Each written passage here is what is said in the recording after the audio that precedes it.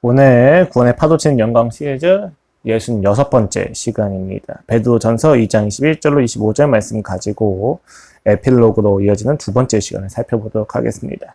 저번 에필로그 시간 때는 십자가의 사역에 대해서 예수님께서 십자가를 어떻게 이야기하시느냐, 어떻게 여기시느냐에 대해 좀 살펴봤어요. 예수님은 십자가를 우리 인생의 고통과 고난을 의미 있게 만들어주는 것이다 라고 이야기를 했습니다. 어떻게 해서 고통과 고난을 의미 있게 만드느냐, 그것이 승리이기 때문입니다. 십자가의 죽음을 넘어선 승리가 결국 우리로 하여금 십자가로 겪는 모든 고통과 고난에 대해서 의롭게 그리고 의미 있게 여길 수 있다는 것을 우리가 확인할 수 있었습니다. 그리고 오늘 두 번째 시간으로는 그의 수제자, 이전 시간에는 예수 그리스도를 우상으로 여기던 베드로가 예수 그리스도의 십자가를 어떻게 바라보는지에 대해서 조금 더 깊이 살펴보고자 합니다. 베드로전서 2장 21절로 25절 말씀입니다. 제가 봉독하여 올려드리도록 하겠습니다. 이를 위하여 너희가 부르심을 받았으니 그리스도도 너희를 위하여 고난을 받으사 너희에게 본을 끼쳐 그 자취를 따라오게 하려 하셨느니라. 그는 죄를 범하지 아니하시고 그 입에 거짓도 없으시며 욕을 당하시되 맞대어 욕하지 아니하시고 고난을 당하시되 위협하지 아니하시고 오직 공의로 심판하신 이에게 부탁하시며 친히 나무에 달려 그 몸으로 우리의 죄를 담당하셨으니 이는 우리도 죄에 대하여 죽고 의에 대하여 살게 하려 하심이다.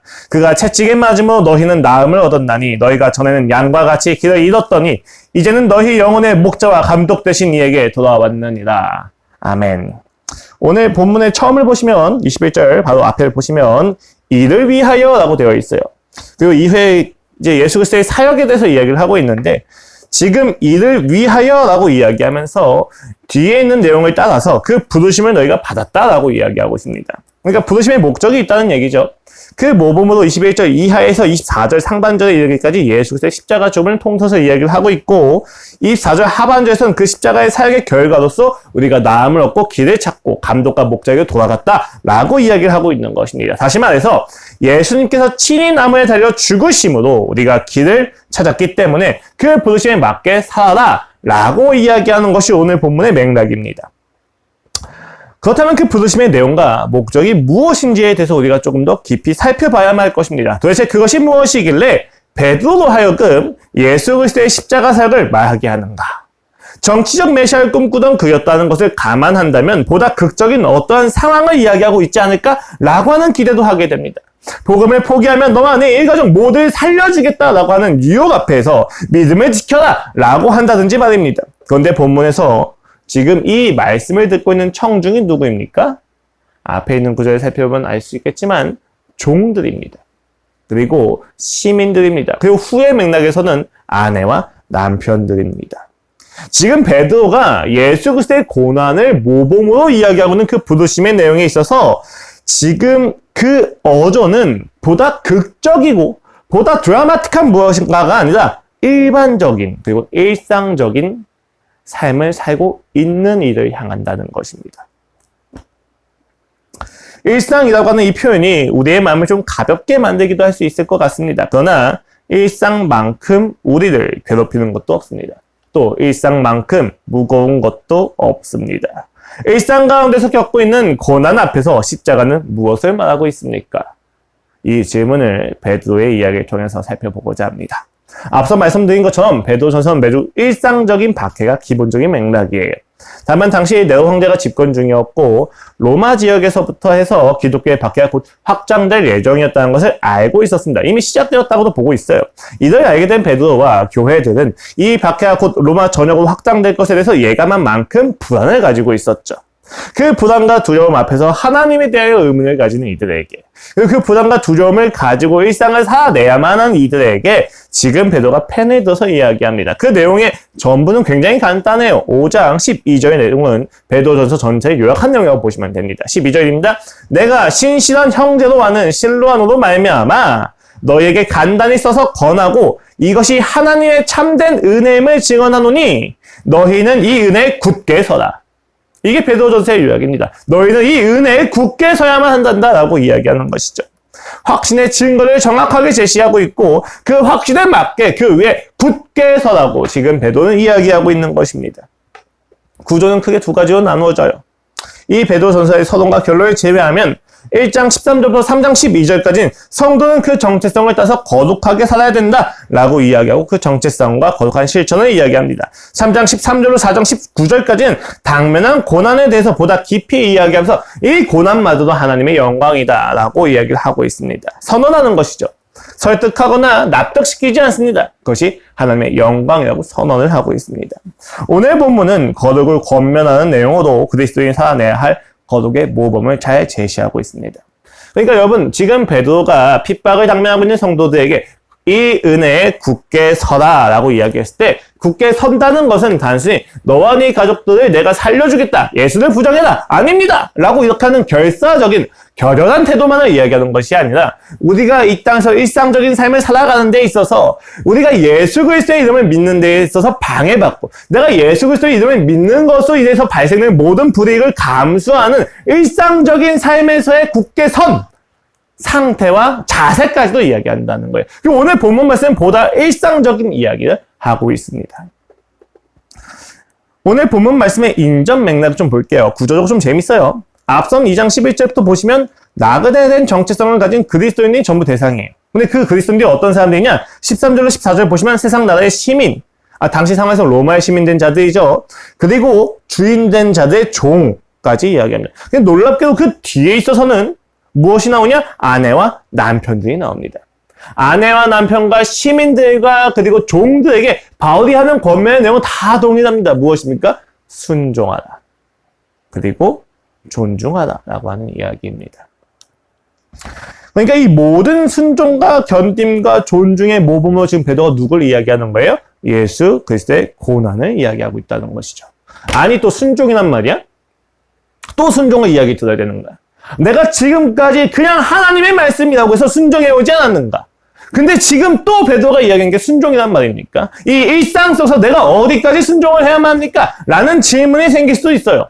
그래서 당시 이 질문 자체가 당시 로마 교회와 그 소아시아 교회도 동일한 질문이었다고 생각을 합니다. 순종 자체에 우린 질리는 마음이 있죠. 권위가 무너진 이 사회 속에서 순종을 해낸다는 것은 굉장히 많은 결단을 필요로 하는 것이 사실입니다. 그러나 여러분 오늘 이 순종이 단순히 예수님이 하셨으니까 너도 해야 될 정도가 아니라는 것을 알아야 돼요. 예수님이 너희를 위해서 죽었으니까 너희도 죽어야 되지 않겠느냐라고 하는 가스라이팅이 아니에요.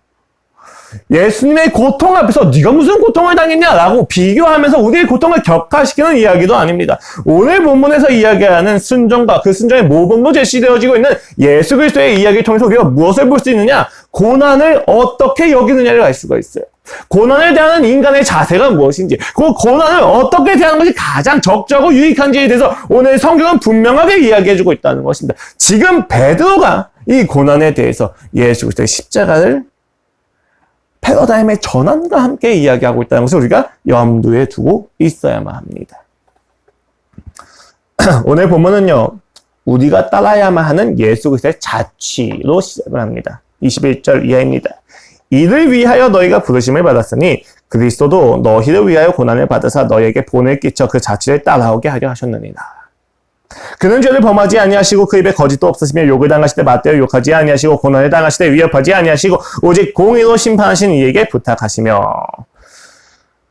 우리가 따라야 될 모범의 내용으로서 예수 그리스도는요, 무죄하신데도 불구하고 스스로 해결하지 않으시고 하나님 아버지의 공의에 맡기고 신실함을 지켰다는 것입니다. 매우 중요한 이야기예요.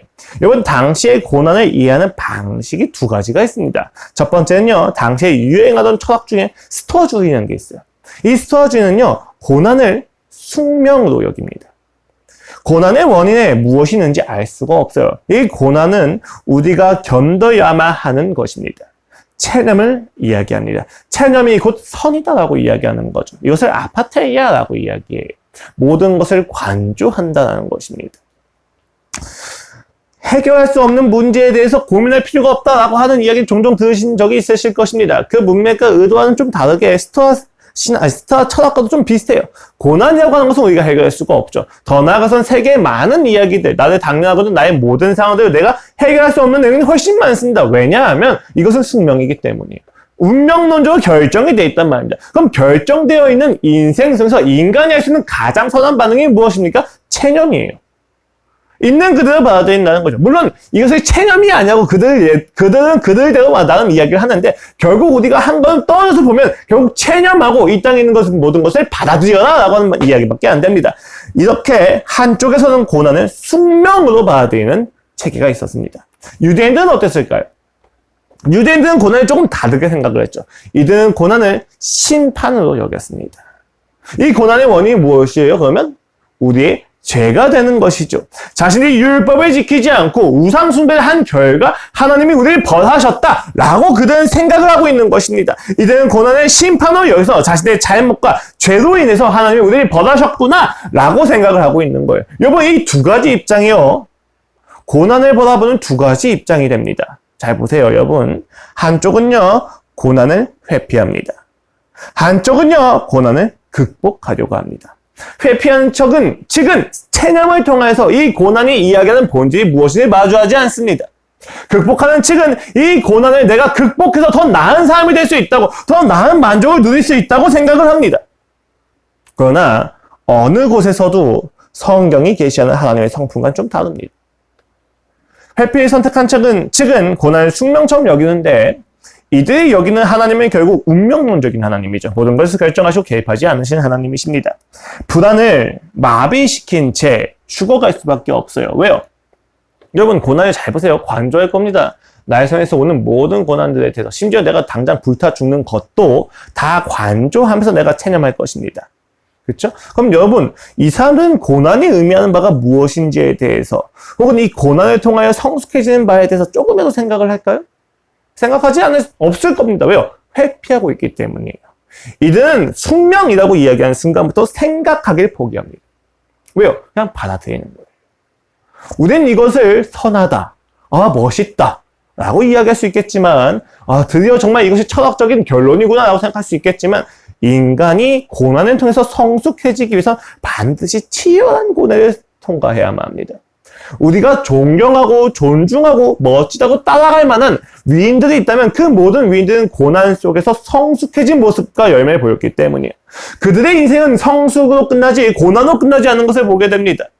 근데 이들은 그 일반 계시의 영역에 있어서도 만들 수 있는 성숙을 다 포기해버려요. 왜요? 고난이 무엇인지 설명하지 않습니다. 고난이 무엇인지 마주하고자 하지 않습니다. 이 고난을 통해서 부딪히는 나의 무언가와 자아와 나의 삶에 있는 모든 그 기준들과 가칭 체계의 무너짐을 마주하지 않습니다. 그렇게 그들은 불안함을 느끼는 것이 마비된 채 죽어나가는 것이죠.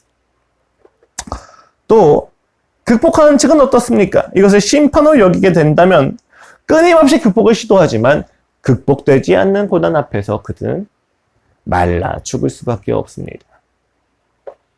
이들은 고난의 의미를 생각하지만 그 고난의 의미를 다 자의식 과잉으로 생각을 하고 있는 거예요. 내가 무언가 잘못했으니까 하나님이 심판하시는구나 라고 생각을 하게 되는 거죠. 자의식 과잉입니다. 여러분, 죄 때문에 하나님이 우리를 벌하시는 것이 아니라 하나님께서 그 의지와 목적을 가지고 우리를 단련시키고자 하시는 목적 아래에서 우리에게 고난을 주시기도 한다는 것을 우리가 알 필요가 있습니다. 생명을 건드리지 않는 선에서 그는 우리에게 고난을 허락하기도 하시죠. 제가 새알을 양육하면서 느끼는 것 중에 하나가 바로 그겁니다. 하나하나 다 해주고 하나하나 다 보호해주다 보면 애가 말을 하질 않아요. 이렇게 우는 것만 듣고도 야, 너 이게 필요하구나. 너 이게 지금 불편해서 그렇구나. 다 알아서 해주면 애가 말을 할 필요성을 못 느낍니다. 그럼 말을 못 하게 돼요. 실제로 그래서 저희 아이가 말이 좀 지연되기도 했었단 말이죠. 근데 지금 여러분 그 말을 얼버무릴 때마다 무엇을 원하는지 정확하게 이야기했으면 좋겠다고 이야기하든지 또박또박 얘기하면 엄마 아빠가 잘 들을게 라고 이야기하면 애가 말을 하기 시작합니다. 되게 웃긴 이야기죠. 아이가 말을 하는 것은 고난과 고통이에요. 명확하게 발음할 수가 없고 엄마 아빠가 명확하게 이해하지 못하는 것을 볼 때마다 몸서리치게 힘들어한단 말입니다. 발광을 하는 거예요. 발악을 합니다. 무슨 광기를 보는 것 자체예요. 그런데도 불구하고 그 시간을 하나하나 거치면서 그 시간을 기다려주는 부모를 보면서 그가 말 한마디 한마디 하는 것을 볼 때마다 아이도 부모도 성취를 느낍니다. 성숙한 것을 보았기 때문이에요. 극복하는 것도 회피하는 것도 답이 아니라고 이야기하는 것이죠. 어떤 방향이든 생명이 있을 수가 없습니다. 그래서 오늘 베드로는 조금 다른 고난을 바라보는 관점을 이야기해 줍니다. 알 수 없는 존재의 변덕이나 심판이 아닌 다른 종류예요. 이것은요, 일찍이 그가 고난을 묘사하던 방식과도 결부가 되어집니다. 1장 7절 말씀과 이후에 4장 12절 말씀을 보면 이렇게 이야기하고 있어요. 그러므로 이제 여러 가지 시험으로 말미암아 잠깐 근심하게 되지 않을 수 없으나 오히려 크게 기뻐하는도다. 너희 믿음의 확신함은 불로 연단하여도 없어질 금보다 더 귀하여 예수 그리스도께서 나타나실 때 칭찬과 영광과 존귀를 얻게 할 것이니다. 고난 가운데 믿음을 지키면 칭찬을 받을 것이다 라고 이야기하는데 여기서 시험을 불이라고 하는 소재를 통해서 이야기하고 있습니다. 그리고 4장에서 이와 같이 이야기하죠. 12절입니다. 사랑하는 자들아, 너희를 연단하려고 오는 불시험을 이상한 일 당하는 것 같이 이상하게 여기지 말고 라고 이야기하죠. 그리스도인의 고난은요, 우리 안에 있는 죄의 잔재, 하나님이 아닌 것을 의지하고 집착하고 있는 찌꺼기를 태우며 우리 존재를 금처럼 빛나게 하는 불꽃과 같다고 지금 베드로가 이야기하고 있어요. 이러한 설명은 고난의 체념이나 심판이 아닌 긍정적인 무언가로 해석하고 있고 긍정적인 과정과 여정으로 해석하고 있다는 것을 보여주고 있습니다. 오늘 본문을 통해서 우리 그 이유가 보다 분명해질 거예요. 사실 앞선 두 가지 모두 타당하죠. 체념해서 받아들여야만 하는 것이기도 하고 죄를 범한 결과로서 심판을 당한 것처럼 보일 수도 있기 때문이에요. 여러분, 구약을 보면요, 고난은요, 죄를 범한 결과도 나타나고 이유를 알 수 없는 동인의 어떤 결과처럼 보이기도 합니다. 전자는 모세 오경에서 자주 나타나고 후자는 욥기나 전도에서 확인이 쉽죠. 알 수 없는 고난이 있습니다. 또 나의 죄 때문에 받는 고난이 분명히 있습니다. 그러나 오늘 본문에서 베드로가 묘사하는 우리의 본 대신 예수 그리스도께서 당하신 그 고난은 무엇입니까? 다른 종류예요. 잘 보세요. 예수님은요, 고난을 심판이나 예수님 고난을 숙명을 여기지 않으십니다. 뭐라고 이야기하십니까? 자처하시는 것입니다. 그는 무죄하신데도 불구하고 스스로 목적을 가지시고 그 고난을 자처하십니다. 이것은 베드로가 고난을 보는 관점과 동일해요. 우리의 인생을 단련시키는 어떤 수단이라고 보고 있었단 말이죠. 긍정적인 무언가를 보고 있단 말이에요. 예수님은 이 고난을요, 자신이 이 땅에 와서 이루고자 하는 목적을 이루기 위한 수단으로 보고 계십니다. 고난 자체가 주인이 되지 않고, 고난 자체가 운명이 되지 않고, 고난 자체가 자신의 삶의 이유가 되지 않는 거예요. 고난은 과정입니다. 이제 이해가 조금 더 쉽죠. 예수님께서 왜 무죄하신데 욕을 당하시고 고난을 당하시면서 맞서 대응하지 않으십니까?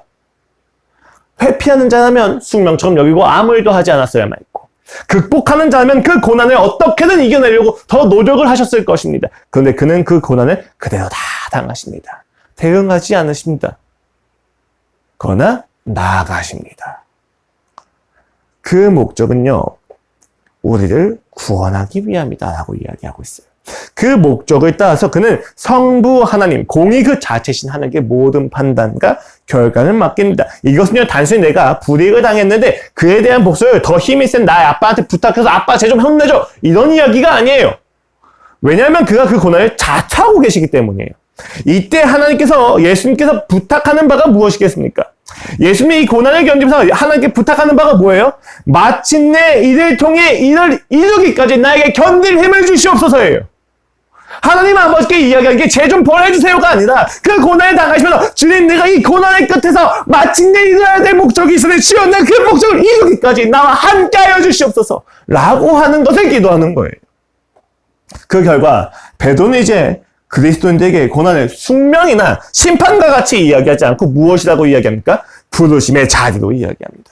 너희가 고난을 위하여 부르심을 받았다고 이야기하는 것입니다. 그가 고난을 받으신 것처럼 우리 역시도 그 고난을 위하여 부름을 받았다고 이야기하는 거예요. 끔찍합니다. 이 설교를 준비하면서 저 역시도 이것이 맞는가 고민할 수밖에 없었습니다. 심판을 이야기함에 있어서 소망과 즐거움과 누림이 결론이 되어야 되지 않겠습니까? 그런데 오늘 베드로가 이야기한 부르심의 목적이 무엇입니까? 고난입니다. 너희가 고난을 받기 위하여, 그 고난을 받으면서도 대응하지 않게 하기 위하여 주 예수 그리스도께서 먼저 고난을 받으셨기 때문에 너희도 그 주 예수 그리스도의 자녀 부르심을 받았다 라고 베드로가 이야기를 하고 있다는 거예요. 그의 고난이 곧 우리가 나아가야 할 자리라고 이야기하고 있어요. 심지어 그냥 고난이 아니죠. 욕을 당하여도 욕하지 않고, 고난을 당하여도 위협하지 않는 것입니다. 여러분, 가능하십니까? 아무리 생각해도 불가능해요. 수단과 방법을 모두 동원하여서 극복하거나 회피해야만 할 것 같은 느낌이 내 안에 가득합니다. 복수를 하거나 정신승리를 해야만 할 것 같습니다. 읽고 이렇게 생각하게 됩니다. 그렇다면 도대체 예수 그리스도께서는 이 고난을 어떻게 감내하셨는가? 24절 말씀은요, 그 고난의 절정을 이야기해주고 있어요. 그리고 다음 목적을 이야기합니다. 친히 나무에 달려 그 몸으로 우리의 죄를 담당하셨으니 이는 우리의 죄에 대하여 죽고 의에 대하여 살게 하려 하심이라. 그가 채찍에 맞으면 너희는 나음을 얻었나니. 그 고난의 절정은 십자가 죽음이었습니다. 당시 나무라고 하는 표현 자체가 구약에 따라 저주의 표현이었죠. 십자가는 로마에서 이야기한 처형의 표시였죠. 가장 저주스러운 죽음이 십자가에 못 박혀 죽는 것이었습니다. 그리고 유대교 사고방식 안에서 그가 나무에 달리시는 순간 그는 메시아가 될 수가 없어요. 왜요? 죄인인 것이 너무 명백하기 때문에, 저주받은 존재이기 때문에 메시아가 될 수 없다는 것이 확인되는 순간이었습니다. 제자들의 실망은 얕지 않았겠죠. 약 3년에 걸쳐서 함께한 그 시간들이 모두 부정당하는 시간이었을 것입니다. 그는 무지하셨는데요, 죄인을 오해 당하시면서 죽으십니다. 왜 그렇게까지 하시냐는 거죠. 여러분, 그 고통이 만만치 않습니다. 제일 먼저는요, 3년 동안 동고동락했었던 제자들의 오해를 감당하셔야만 했죠. 십자가에 달려 죽으신 그 순간 제자들은 예수님이 메시아가 아니란 것을 알고 극도의 배신감을 느끼고 그부터 떠났을 것입니다. 그 오해를 그는 감당하셔야만 했습니다. 또 예수님은요, 육체적인 고통도 분명히 당하셨습니다. 그리고 그는 마지막으로 십자가에 달려 가장 사랑하시는 하나님 아버지로부터의 진노 역시도 감당하셔야만 했습니다. 영적으로, 육체적으로, 사회적으로 매장당한 인간의 모습을 정확하게, 적나라하게 보여주고 있죠. 겟세마네 동산에서 몸부림을 치면서 거절을 기도하시던 것이 충분히 이해가 되는 장면입니다. 왜 이것을 견디어내십니까? 이 모든 오해가 풀리기 때문이었습니까? 아니요. 예수님을 여전히 오해하고 있는 사람들은 지금도 존재하고 있죠. 그렇죠? 예수님은 여전히 메시아가 아니다라고 생각하는 사람들은 여전히 존재합니다. 혹은 그가 당한 고난이 거짓된 고통을 주기 때문입니까? 특정 어떤 이단 종파들에서는 가현설이라고 하는 것을 이야기하면서 예수님이 고난을 당하신 게 아니라 고난 당하는 척을 하신 것이다 라고 이야기를 해요. 그런데 여러분, 그것은 사실이 아닙니다. 왜냐하면 그 예수님이 고통당하시는 것에 대해서 앞에 있는 모든 이들이 보았고 십자가에 찔려 물과 피가 함께 흐르는 것까지 함께 보았어요. 그 예수님께서 쇼를 하시기 위해서 이 땅에 오셨더라면 더 괜찮은 쇼가 있었겠죠. 그렇죠? 우린 그것을 보지 않습니다. 내가 보고 듣고 만지고 느낌받아 라고 요한이 이야기하는 것도 같은 맥락입니다. 혹은 하나님이 사실 아담한테 진노하지 않으신다 라고 생각을 했던 걸까요? 하나님의 진노가 거짓이다 라고 생각을 했던 걸까요? 그렇지도 않다고 이야기를 합니다. 하나님의 진노는 그 순간 너무 분명했습니다. 심지어 예수님께서는 어째요 나를 버리십니까? 라고 단 한 번도 하지 않았던 이야기를 하시죠. 여러분, 이 모든 의혹들이 사실이라고 할지라도 그 순간의 고통은 분명히 사실이었을 것입니다. 사회적으로, 육체적으로, 영적으로 말이죠. 본문이 이야기하는 바는 단 한 가지입니다. 이를 통하여 우리가 죄에 대해서 죽고 의에 대해서 살게 하기 위하여 그가 이 모든 고통을 감내하셨다는 것입니다. 우리를 살리시기 위하여 그는 그 모든 고통을 감내하셨답니다. 사랑하시기 때문이죠. 여러분, 이 고통은요, 단순히 십자가에서의 그 몇 시간 정도가 아니에요. 33년 인생 내내 존재했을 것입니다. 그 고통은 단순히 십자가에 못 박히신 그 순간이 아니라 십자가로 죄의 짐을 지고 가는 인생 전체에서 그가 당하셔야만 했던 고통이었을 것입니다. 이 본문을 베드로가 기록했다는 사실을 잘 기억하십시오. 여러분, 때로는요, 인생의 가장 큰 고통이 내가 겪는 피해가 아니라 사랑하는 상대가 겪는 피해일 때가 있어요. 내가 죽는 것은 괜찮은데 내 딸을 죽이면 내가 살겠다라고 이야기했을 때 누군가는 자신의 자녀를 희생시키면서도 살 수 있겠지만 누군가는 자신의 자녀를 희생시키는 것만큼 못 참는 인생이 있습니다. 내 자녀의 손가락을 자를 바에는 차라리 내가 죽겠다라고 하는 이들도 꽤 많이 존재합니다. 당장 제가 새아가 넘어져서 울면 차라리 제가 울고 싶다는 생각을 하는 것도 마찬가지고, 저희 아내가 우울해지면 내가 차라리 잠을 자지 않고 5일 동안 피곤하게 절어 있다 할지라도 괜찮겠다라고 하는 생각을 하는 것은 이러한 이유 때문입니다. 베드로에게 예수님의 생애를 기술하는 것이 쉽지 않았다라는 건요, 그가 도망친 자였기 때문이에요.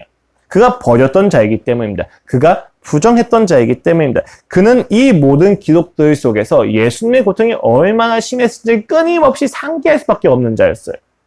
성경의 약속은 이미 메시아의 순환과 죽음을 예고하고 있습니다. 그리고 그 부활까지 이야기하고 있죠. 그러나 베드로는 성경을 선택적으로 취해서 가장 사랑해야 할 이를 뒤에 두고 자기 살 길로 나아간 자입니다. 그랬던 그가 예수 그리스도의 고난을 다시 기록한다는 것은, 그리고 그 고난 당할 그리스도의 모범으로서, 그리스도인들의 모범으로서 그가 다시 한번 서술하고 있다는 것은 우리하고 의아하게 만드는 거예요. 예수를 믿게 된 그로 하여금 그 고난만큼 다루지 않아야 될 내용이기 때문입니다. 그 이유는 간단합니다. 그가 의에 대하여 살아났기 때문입니다.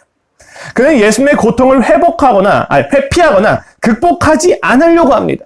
만약 그가 회피했다면 오늘 본문에는 예수님 대신에 에세네파와 같이 그 도시를 떠나서 자기들끼리 신앙생활을 하는 이들을 모범으로 제시했을 거예요. 야, 너희가 잘 들어라. 이 에세네파처럼 너희가 잘 이 시험을 피해서 너희끼리 공동생활을 해야 된단다라고 이야기를 했을 겁니다. 그가 이것을 극복하려고 했었더라면 예수님 대신에 말고의 길을 잘랐던 자신의 그 폭력을 모범으로 제시했을 것입니다. 우리가 이 고난 앞에서 주저하지 말고 좌절하지 말고 힘을 내서 칼을 들고 창을 들고 나아가자라고 이야기했을 것입니다. 그러나 그는 그 고난을 회피하지도 않고 극복하지도 않고 예수 그리스도를 적어냅니다. 왜 그렇습니까? 그가 의에 대하여 살아났기 때문입니다. 무엇이 옳은지가 분명해졌기 때문입니다. 고난을 피해 다른 고통을 초래하는 회피나 극복이 불가능하다는 사실을 알았기 때문입니다. 그는 오직 이 고난을 당하는 것을 통해서만 예수 그리스도의 죽음이 있어야만 자신이 살아날 수 있다는 사실을 경험을 받아들인 것입니다.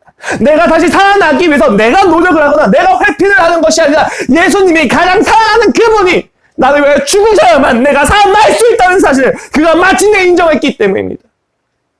주여, 제발 나를 위하여 죽어주시옵소서. 내가 가장 사랑하는 그리스도시여, 나를 위하여 제발 죽어주시옵소서. 라는 마음이 오늘 본문에 담겨져 있다는 것입니다.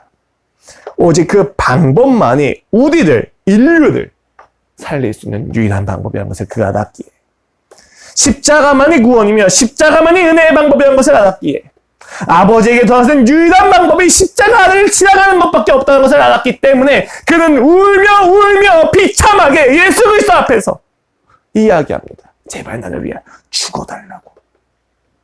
내가 당신을 버렸으나, 내가 당신에게서 도망갔으나 나를 포기하지 말고 제발 죽어달라고. 베드로는 오늘 이야기하는 것입니다. 그러나 예수님은 그 베드로의 기도를 간과하지 않으시고 무시하지 않으십니다. 그리고 예수님은 대답하시는 거죠. 그래, 내가 그렇게 죽기 위하여 이 땅에 왔단다. 우리가 믿고 있는 속죄사역이라는 것이 그렇습니다. 가장 사랑하는 이를 바쳐야만 내가 살 수 있다는 것을 아는 것입니다. 후회가 점철되고 왜 내가 그따위로 살았을까? 내가 이렇게 살지 않았으면 주님이 죽지 않으셨을 텐데.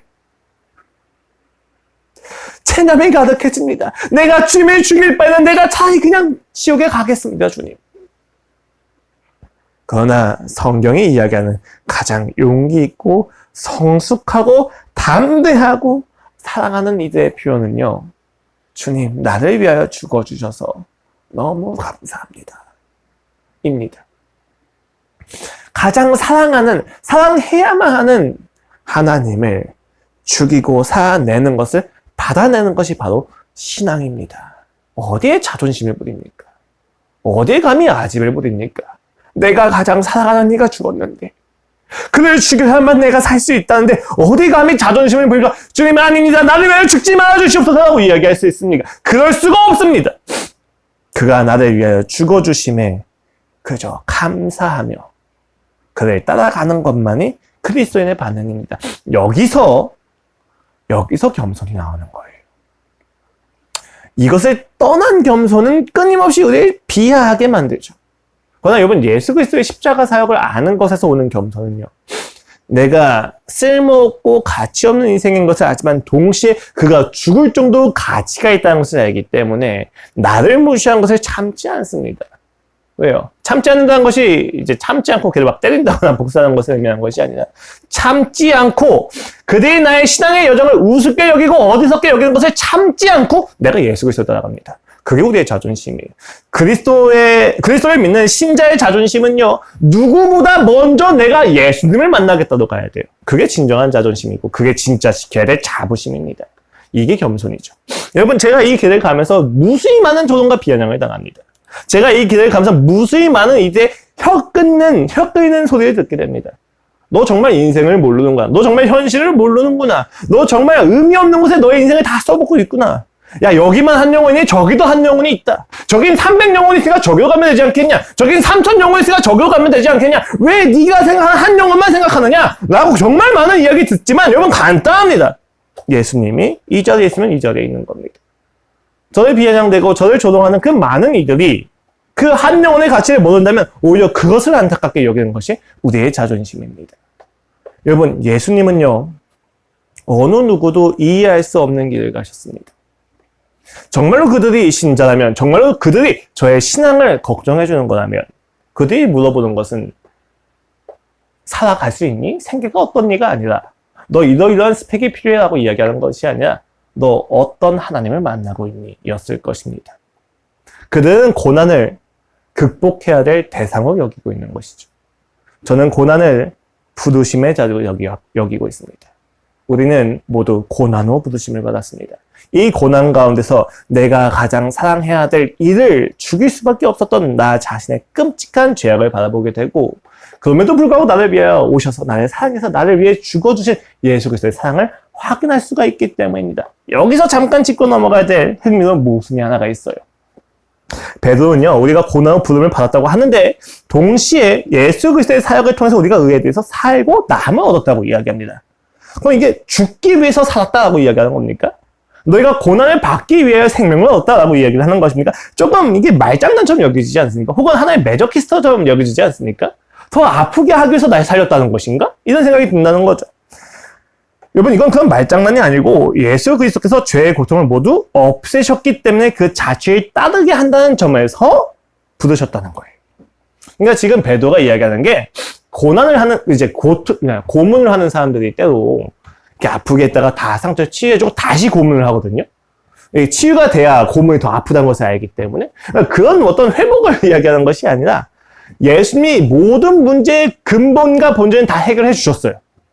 그렇기 때문에 이 고난이 나의 죽음을 위협할 수는 없어요. 영적인 죽음을. 그렇기 때문에 이 고난을 통해서 우리가 예수 그리스도의 자취를 밟아가라고 이야기하는 거예요. 그리고 그 자취 가운데서 예수님을 알라고 이야기하는 거죠. 왜요? 이제는 우리가 고난을 받아보면요, 절망이 아니라 승리를 볼 수 있는 여유가 생겼기 때문이에요. 예전에는요, 예수님을 알지 못했을 때, 예수님께서 어떤 고통을 당하셨는지, 무엇을 위하여 고난을 당하셨는지 몰랐을 때에는 내가 고난을 마주하게 되면 절망뿐이었어요. 내가 극복하거나 회피해야 되는데 내가 회피해도 고난이 있고 극복을 해도 고난이 있단 말이에요. 끝나지 않는 고난 앞에서 인생이 고통이다라고 이야기하고 끊임없는 극복과 회피를 반복하는 인생 속에서 우리는 절망을 맛볼 수밖에 없었단 말이에요. 그런데 예수님을 알게 되니까 이 고통이 소망아 보이는 거예요. 이 고난이 끝이 아닌 게 보이는 거예요. 야, 이 고난을 통해 승리하신 이가 있구나. 이 고난을 넘어서 사랑을 실천하신 이가 있구나. 그것을 알게 되니까 이제 그 고난이 승리가 되어지는 것입니다. 이제 보이는 거죠. 예수 그리스도의 마음이. 홀로 감당하는 아픔이라면 절망뿐이었을 텐데 이미 이기신 이가 내가 지금 걷고 있는 길을 먼저 걸으셨대요. 심지어 그는 나를 위로하시기 위해서 정말로 홀로 그 길을 걸으셨답니다. 그가 이 길을 어떤 마음으로 걸으셨는지 내가 이 길을 걸으면서 생각할 수밖에 없는 거예요. 이 고난의 길을 걸으면서 나의 그 부서지고 비대한 자아에 그 처참함을 내가 계속해서 확인해 나가면서 걸어갈 때마다 예수님이 나를 얼마나 사랑하셨는지, 그가 이 길을 어떻게 걸으셨는지 내가 끊임없이 묵상할 수밖에 없는 거예요. 그때 우리는 힘을 얻게 됩니다. 그래, 예수님이 이미 이 길을 걸으셨지, 이 길은 이미 정복된 길이지, 가이드라인이 있는 길이지, 오케이, 이제 내가 이 길에 절망하지 않아도 되겠구나. 승리가 우리의 삶의 여유를 만들어내는 것입니다. 고난과 고통은 신자를 결코 죽일 수 없습니다.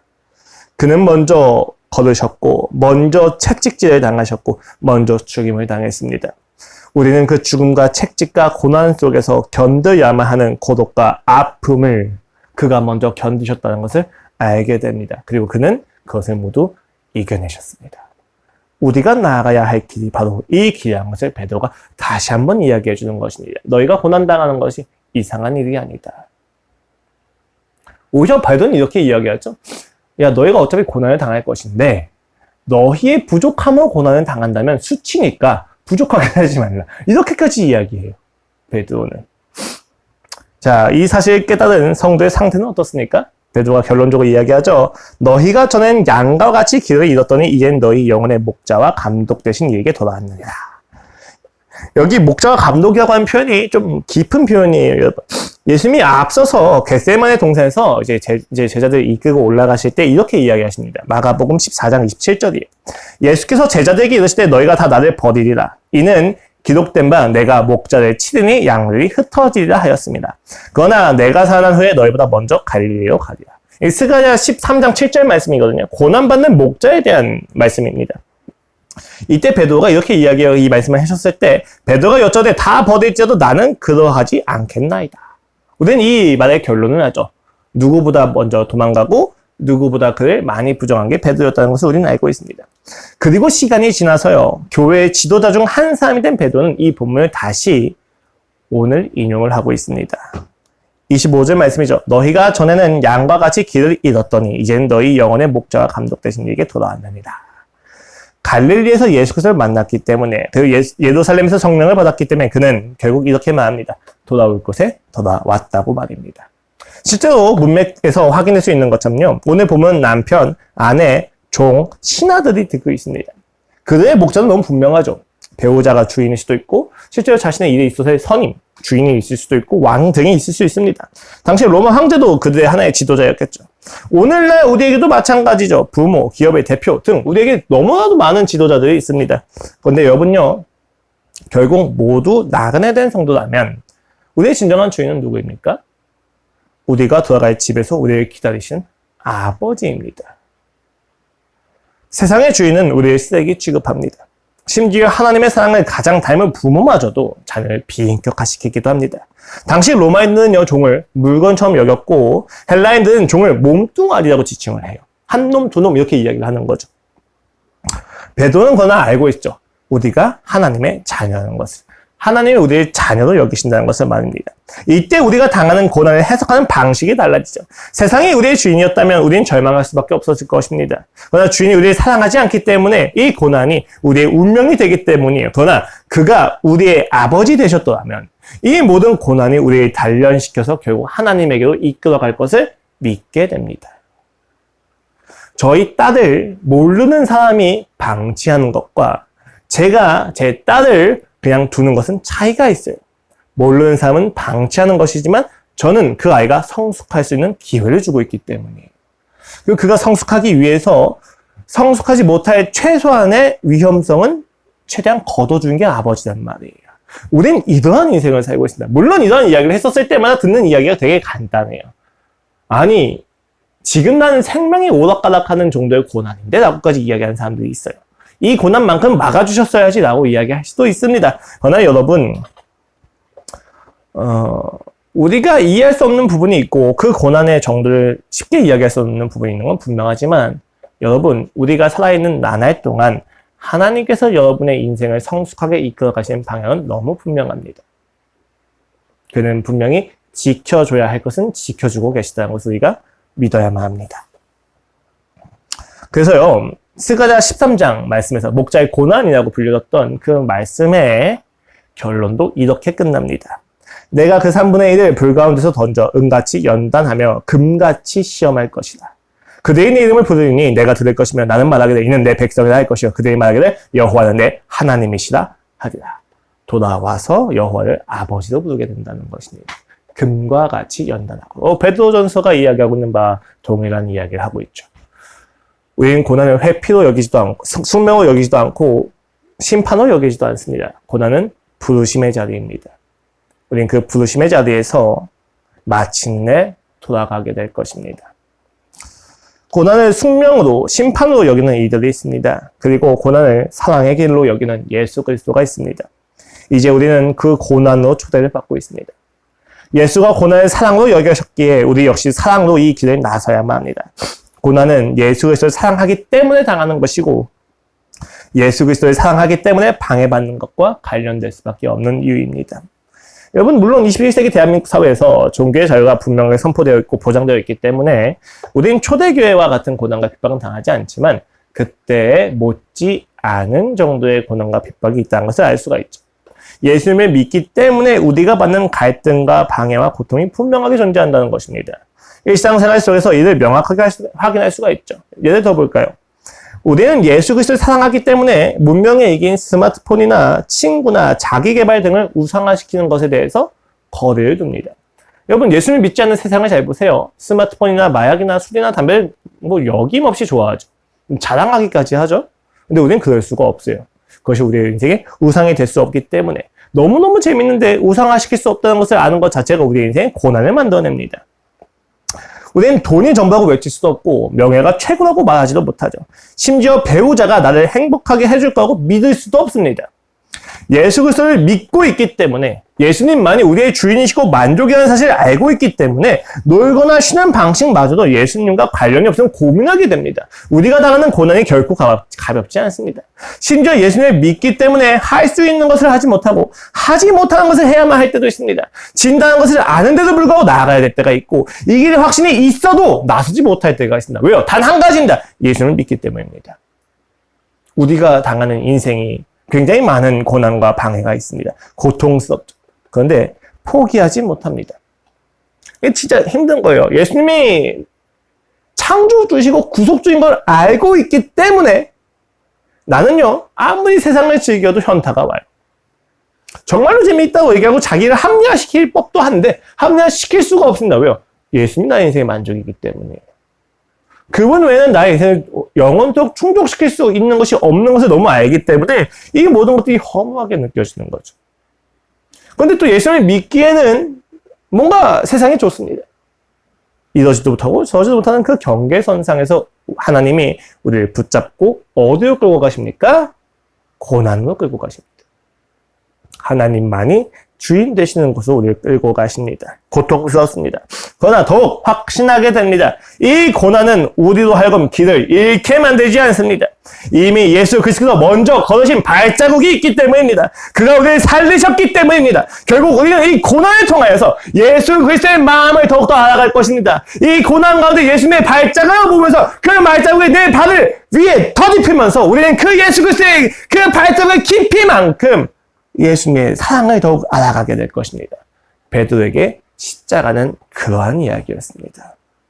자신이 버렸던, 자신이 등졌던, 그러나 자신을 붙잡아준, 잃어버린 길 속에서 찾은 표지가 바로 그에게 십자가였던 것입니다. 이 고난 속에서 우린 길을 잃고 합니다. 어떻게 해야만 합니까? 포기해야 합니까? 내가 무엇을 잘못했는지 끊임없이 묵상해야만 합니까? 이 고난의 끝이 있는지 끊임없이 회의해야만 합니까? 여러 고민을 중서 내가 누군지를 잊고 우리는 표류하게 돼요. 헤매게 됩니다. 그러나 십자가는 분명하게 보여주죠. 이 고난은 결코 나의 운명이 아니라는 것을, 이 고난 속에서 내가 결코 혼자가 아니라는 것을, 나를 사랑하신 이가 먼저 걸으시면서 내게 길을 보여주고 계시다는 것을 십자가는 우리에게 보여줍니다. 그러니까 십자가로 가시다는 거예요. 내가 길을 잃었습니까? 자기의 혐오가 너무 강해졌습니까? 혹은 나의 교만이 너무 높아졌습니까? 그로 인하여 내가 당하는 모든 고난이 힘겹게 느껴지십니까? 내가 어디로 가고 어디서 왔는지 알지 못하십니까? 그렇다면 십자가로 다시 가십시오. 십자가로 가셔서 무릎을 꿇고 예수 그리스도의 마음과 그가 겪었었던 그 모든 고난과 고통을 묵상하십시오. 그 고통과 고난의 끝에서 우리는 나와 함께 하시는 예수 그리스도를 알게 될 것입니다. 그렇게 우리는 다시 돌아갈 수가 있습니다. 바른 길로, 우리가 거해야 할 품으로 우리는 다시 돌아갈 수 있을 것입니다. 이번 한 주 예수 그리스도의 십자가로 인하여 길을 찾아서 아버지에게 거하시기를 소망합니다. 기도하시겠습니다. 하나님 아버지 감사합니다. 우리의 인생이 고난과 고통투성입니다. 그러나 주님, 이 고난과 고통이 우리의 운명이 아니라는 것을 십자가에서 확인합니다. 괴롭고 힘들고 아픕니다. 그러나 이 모든 길 속에서 나는 다시 한번 예수 그리스도의 사랑을 확인하게 됩니다. 어떤 마음으로 이 길을 걸으셨습니까? 어떤 심정으로 그 고통을 당하셨습니까? 어떤 확신으로 당하는 그 고난에 대응하지 않으셨습니까? 아버지, 이제 우리가 그 길로 초대받아 걸어갑니다. 그 길 속에서 예수 그리스도의 마음을 더욱 깊이 알아가게 하여 주시옵소서. 감사합니다. 예수 그리스도의 이름으로 기도드렸습니다. 아멘.